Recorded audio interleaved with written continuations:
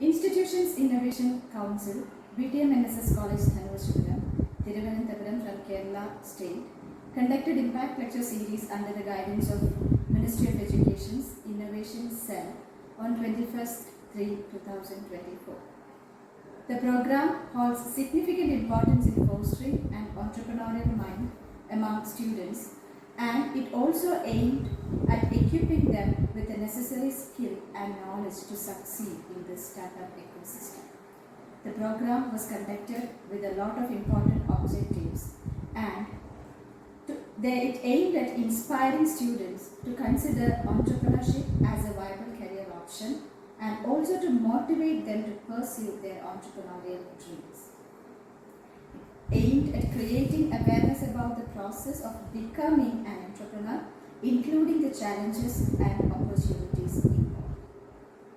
It also wanted to give or provide students with practical insight and skills necessary for entrepreneurship, such as idea generation, business model development, market research, and validation techniques.